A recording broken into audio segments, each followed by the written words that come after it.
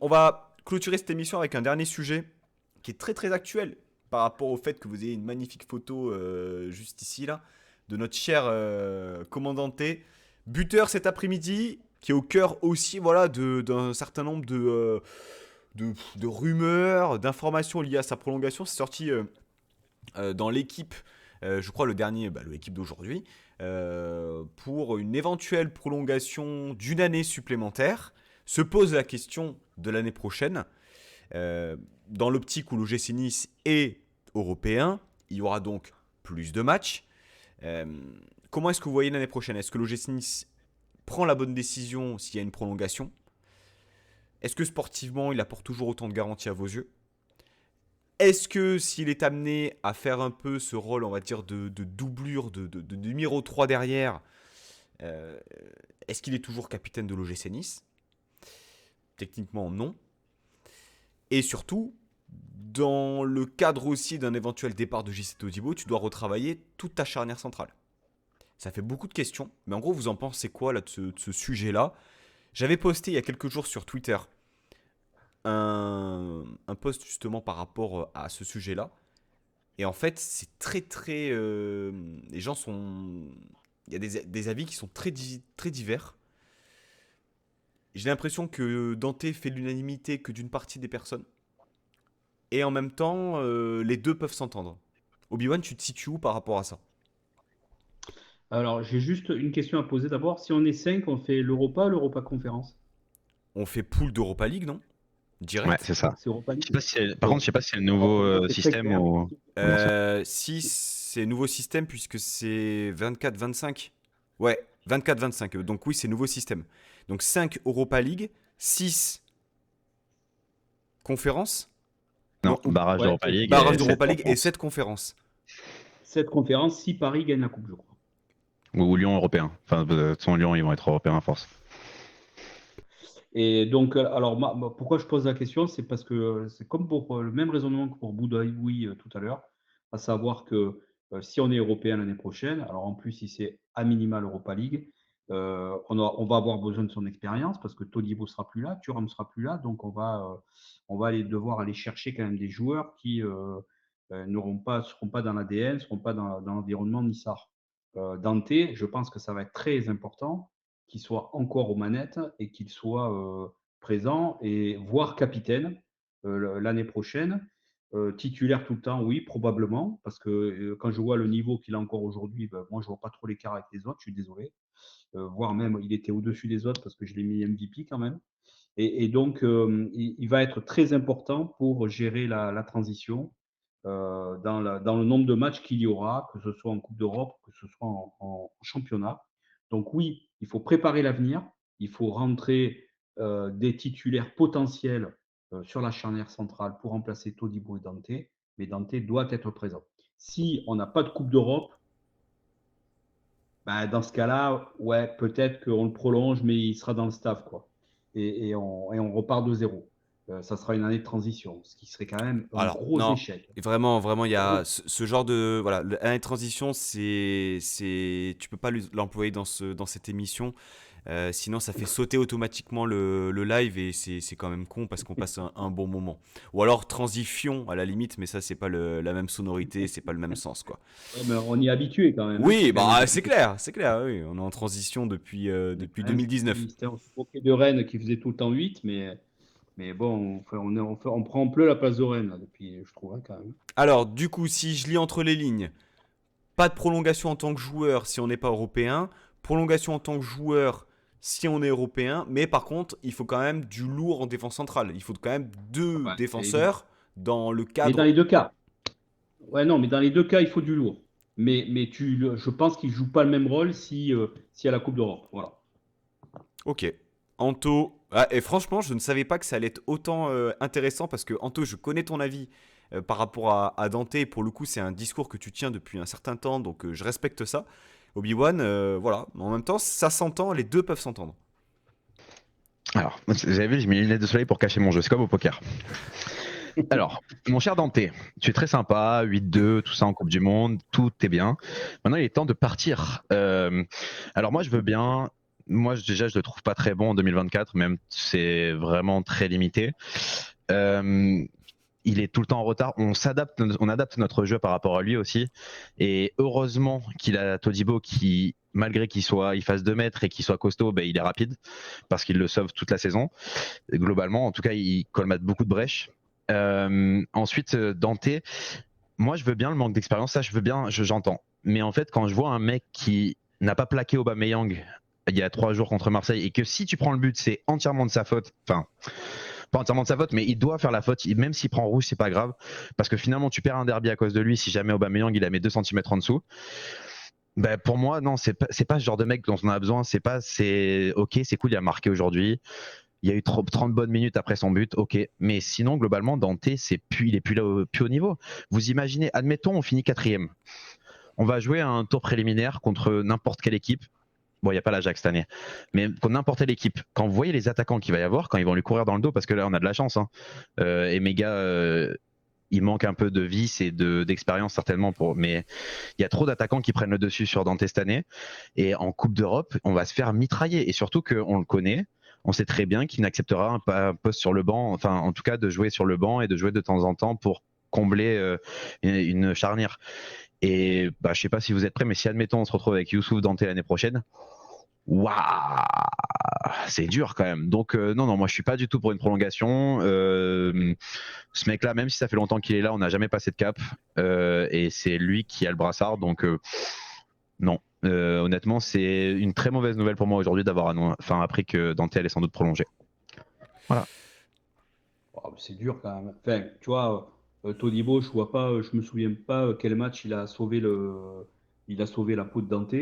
On a été meilleure défense de Ligue 1. J'étais en train de regarder, je crois qu'on est encore meilleure défense de Ligue 1 au moment où je parle. Tu n'es pas de meilleure défense de Ligue 1 avec Lotomba, Var et Puis Todibo. c'est une Dante, constante, il a hein. fait le taf. Ça fait quand même quelques années, on peut dire ce qu'on veut de l'OGC Nice sportivement, mais c'est une constante, même ça date des années Vieira, où défensivement, c'est factuel. Les stats montrent que on est dans les meilleures défenses de Ligue 1. L'année dernière Ah ouais. aussi, on pouvait dire ce qu'on voulait de Schmeichel, je crois qu'on termine 2e ou 3e meilleure défense du pays.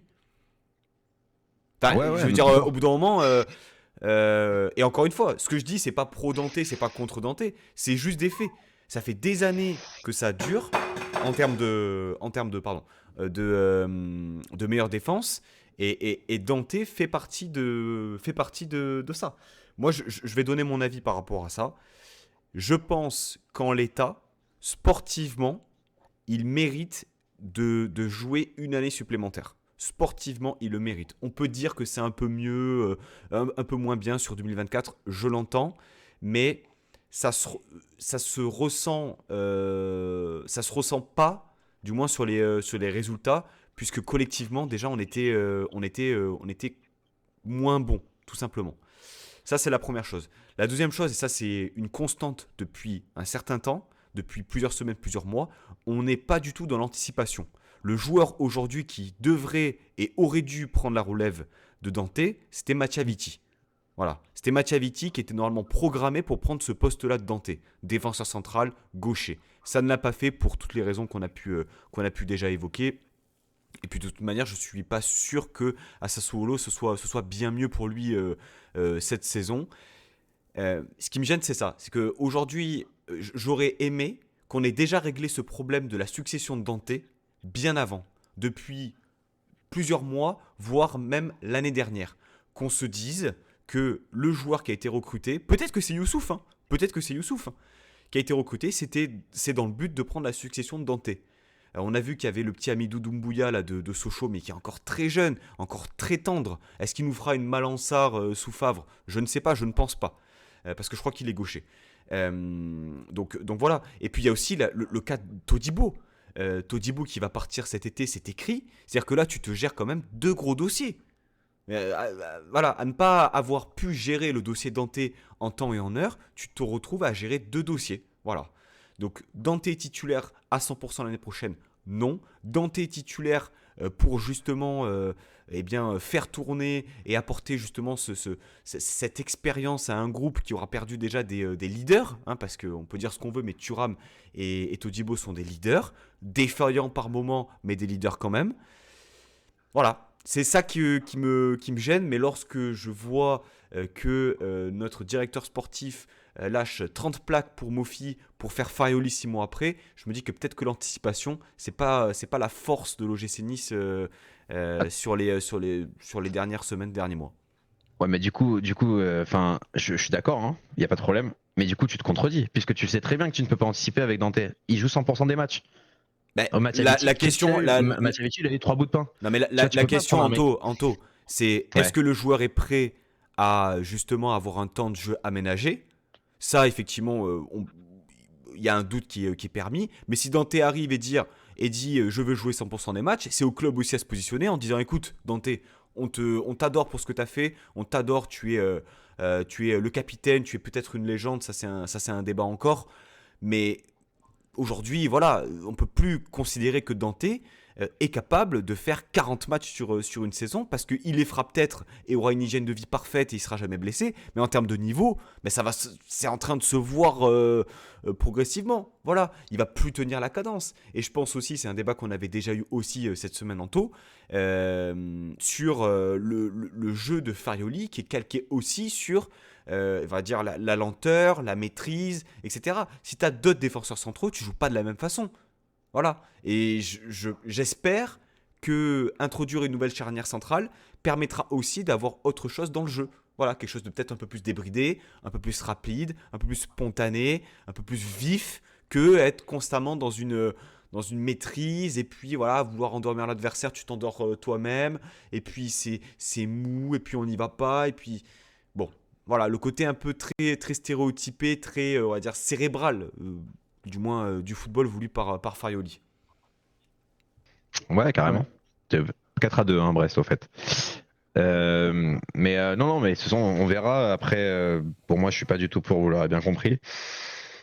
Comme chaque année, hein, je le dis, hein, moi j'espère qu'il va me faire mentir. C'est pareil, on est souvent déçus quand même en fin de saison à l'OGC Nice parce que on a des bonnes prémices et puis il y a jamais rien qui se passe après. Donc pour moi, c'est aussi par sa faute parce qu'on en a parlé aussi beaucoup de terrain, etc.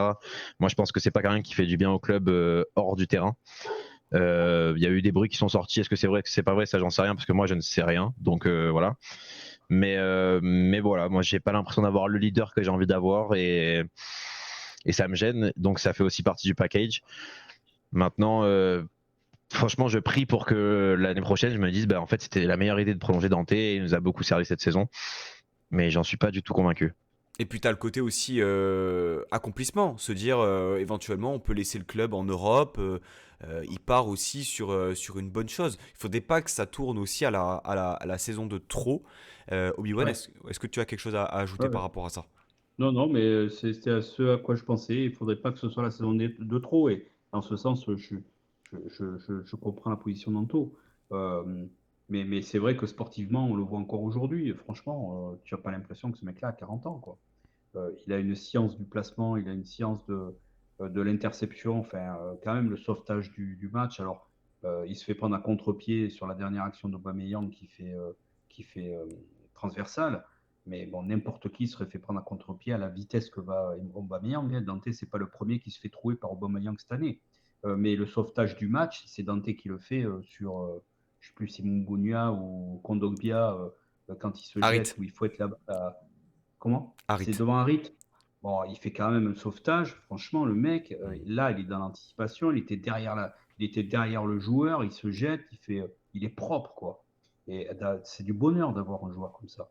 Donc, effectivement, il faut gérer la transition. Pancho, je suis d'accord avec toi. C'est un dossier qui devrait être déjà clos. Je ne comprends pas pourquoi on s'est séparé du Viti qui était plutôt pas mauvais chaque fois Ben, qu'il jouait avec nous. c'est ça, c'est Mais que. force est de constater Hmm. que Dante, cette année, s'il avait été blessé, on mettait qui à sa C'est place? ça, c'est On n'a que personne. On on n'a a, personne. on a quand Donc même c'est quand même beaucoup dingue. de chance. Et puis les fois où il y a eu des suspensions, il y a eu un Mendy contre Lens à domicile. Il y a eu aussi en Coupe de France Youssouf qui a été descendu dans cette défense à 3. Et puis on nous dit l'après Dante, on a essayé plusieurs fois Nsoki, Sarr, Viti, ça n'a jamais marché. C'est vrai qu'il y a eu quand même des joueurs recrutés un peu dans ce rôle-là, même si je pense que Nsoki, lorsqu'il arrive, était plutôt considéré comme un latéral gauche que purement un défenseur central. Danny Luc aussi, Nessardeta nous rappelle, Flavius Danny Luc, en plus, la mentalité. C'est lui le plus. Hein. Ouais, je pense vraiment, parce que lui, pour le coup, il a joué et il part au moment où il fait une saison, on va dire pas accompli, mais en tout cas où il est beaucoup Pas plus mal, en vue, pas mal. où il est quand même bon, où il marque des buts aussi, des buts importants. Donc bon, voilà. Papy Didou06 nous Ouais. dit 4-3 pour Brest. Ouais. Allez Rennes, donnez tous les mecs. Hein. Mais tu vois, moi, c'est là où, par exemple, Gisolfi, moi, je trouve qu'il a bien géré le cas. Même si t'as pas de remplaçant, parce que le problème, c'est que, oui, c'est vrai, si Dante se blesse, qu'est-ce que tu fais? Ça, on est d'accord. Mais le fait est qu'il s'est pas blessé, donc ça veut dire peanuts pour les mecs qui vient. Et Mattia Vitti, je suis sûr que lui, il a demandé son départ. Il pouvait pas se contenter de 45 minutes en 6 mois et 2 matchs sur la phase retour. C'est pas possible, tu vois. Au bout d'un moment, le mec, il a envie de jouer, surtout que il était titulaire avant d'arriver en Italie. Il arrive dans un nouveau pays, ben, finalement, il voit que le mec de 39 ans, alors, à raison, à tort, ça c'est. Je juge même pas là-dessus. Mais il y a un mec de 39 ans, il a pas une minute pour jouer. Ben moi, je peux comprendre qu'il parte. Et je pense que Gisolfi, le fait d'avoir Youssouf, le fait d'avoir Rosario, Mendy, ben, il s'est dit, ben, en fait, on va prendre des mecs qui vont dépanner quand il y aura besoin. Et on essaiera de prendre un mec, enfin, en tout cas, des prospects qui seront plus intéressants sur la durée le jour où Dante partira. Parce que je pense pas que lui veuille laisser des minutes aux autres. Donc voilà, et on le vérifiera l'année prochaine. Finalement, le choix de base fait par Ghisolfi dans la réflexion de son équipe, on a pointé le fait qu'il manquait un défenseur central. Ça lui donne raison pour l'instant. Ouais. Ouais, alors après, le truc de faire penser que ça serait Dante qui fait la composition d'équipe, je suis pas d'accord avec ça, quoi. Dante, sportivement, il mérite d'être sur le terrain. Hein. Enfin, à quel moment il est passé à côté, passé à travers alors, qu'on soit plus exigeant avec ce joueur-là qu'avec un débutant ou, je sais pas, un Sanson, quoi. À la limite, je peux comprendre parce que c'est le capitaine, parce qu'il a 40 balais, et donc on est toujours super prudent et super attentionné. Mais enfin, moi, je préfère avoir un Dante dans le groupe en ce moment qu'un Claude Maurice ou qu'un Rosier ou des mecs qu'on voit jamais, ou chaque fois qu'ils rentrent sur le terrain, tu as l'impression que c'est du tourisme, quoi. Et moi, pour moi, je trouve qu'on est vachement dur avec Dante. C'est l'entraîneur qui le met sur le terrain. Et je trouve qu'il est loin d'être. Il démérite pas, quoi. Enfin, aujourd'hui, il est aussi bon que Todibo derrière, quoi. Il est aussi bon que Barre derrière. Il est vraiment au niveau. Franchement, il est au niveau. Non? Bah, tu vois, moi, pour le coup, c'est comme tout le débat. Et bon, après, j'ai un peu l'impression, quand je t'entends, d'entendre mon père. Mais non, mais c'est Merde. vrai. Mais non, mais je pense que c'est, je sais pas, peut-être c'est la sagesse, peut-être c'est, j'en sais rien. Après, je pense, moi, j'ai dit à mon père que je pense qu'il respecte un peu trop la légende. Et bon, lui, qui aime a une appréciation, enfin, qui aime bien le Bayern de Munich, je pense que c'est pour ça. Mais en fait, moi, je le trouve pas du tout au niveau Dante. Il est à des années-lumière de la saison de Barre et de Todibo. Je pense que même, moi, je pense au contraire qu'on est trop gentil avec Dante et qu'une grande partie est trop gentille. Et là, on l'a vu sur ces derniers matchs. Bon, là, ça va un peu mieux, on gagne. Mais sur ces derniers matchs, l'opinion, elle a tourné où ça a commencé à vraiment critiquer Dante. Je pense qu'Anto aussi, on a du mal à faire la part des choses entre le sportif et ce qu'il y a à côté, notamment le fait que bon, la communication, le côté très lisse, il arrondit les angles, toujours le sourire, le côté courtois. Et c'est vrai que moi, c'est ce qui me gêne un peu. C'est-à-dire que sportivement, je suis d'accord pour dire qu'il est encore au niveau. Je suis même d'accord pour lui accorder une année supplémentaire sous certaines conditions, comme j'ai pu déjà l'énoncer. Mais la question qui se pose, et je pense qui gêne aussi, c'est que peut-être qu'il n'est pas assez sale, il n'est pas assez méchant pour être un capitaine de l'OGC Nice. Et lorsqu'on voit les capitaines qu'on a eu il y a quelques années, depuis la remontée de manière générale, des mecs comme Sivelli, des mecs comme Kobos, des mecs comme Pancho, des mecs comme même on va dire Digard et Varro. Chouafni, Varro, si tu veux, mais des mecs qui, des mecs qui étaient peut-être moins bons techniquement que peut l'être Dante, mais qui avaient un supplément d'âme, quelque chose de mental qui eh bien, les faisait se sublimer pendant les matchs. Et ça, je trouve que, bon, là, c'est le côté, on va dire, leadership capitaine qui est à part, mais je pense que on doit quand même arriver à bien faire la part des choses entre ce qu'il est capable de faire sur un terrain et tout à côté. C'est-à-dire que, voilà. Est-ce que on serait autant dur avec lui aujourd'hui s'il n'était pas capitaine de l'OGC Nice? Tu vois, c'est ça le truc. Ouais, moi je pense que ouais. Ok. Moi je pense que ouais quand même. Tu vois, parce que moi je m'en fous un peu. C'est comme Mofi les 30 millions, je m'en tape en vrai. Voilà, c'est fait, c'est le club, on a déconné. Ses prestations, bon voilà, je pense pas au mec de 30 millions. Tu vois, lui, je pense pas au mec de 40 ans. Mais admettons qu'on compare un peu les mecs qui ont cet âge-là. Je sais pas si vous avez eu l'occasion de regarder un peu Porto. Moi je les ai vus même vus au Pépé. stade. Je suis désolé, mais il y a un monde d'écart. Enfin, j'ai l'impression d'avoir un mec qui est capable de jouer avec des champions et un mec qui est juste niveau Ligue 1, tout juste. Vraiment. Et Anto, je pense que. après, peut-être que je suis trop sévère, Non, mais certainement. c'est parce que Pépé, ça rappelle de mauvais souvenirs à Nice, c'est tout. Hein, voilà, donc voilà, dès qu'il y a ce blaze qui est sorti, c'est voilà, comme d'autres d'ailleurs. Bon, sujet très intéressant. Encore une fois, c'était important d'avoir les avis des uns et des autres, et ça tombe bien parce que vous n'étiez pas forcément, on va dire, d'accord sur votre appréhension du cas Dante. En tout cas, on va suivre attentivement, eh bien, la suite du dossier Dante et accessoirement la fin de saison, puisque le prochain match, alors là, on se prend une trêve pour eh bien, quasiment 15 jours, puisque le prochain match a lieu le 10 mai contre Le Havre à domicile. Il sera suivi de la réception du PSG à l'Alliance Rivière en milieu de semaine. Tout est à jouer pour l'OGC Nice. On va suivre attentivement aussi la fin du match entre Brest et Rennes. Merci à tous d'avoir été présents sur le live Twitch. Merci aux personnes qui suivent les émissions aussi sur YouTube, qui commentent et qui suivent aussi les podcasts sur Spotify, Deezer, je vais en oublier, Google Podcast, Amazon Music, et c'est tout, je crois. Merci également à Obi-Wan et Anto d'avoir été là, les gars. Merci beaucoup. Merci à toi. Passez une Merci à très toi très pour bonne l'invite. soirée. Bonne trêve football. Et puis à très vite sur Twitch pour parler de l'OGC Nice. Merci à tous, la Bayeta, et puis à bientôt.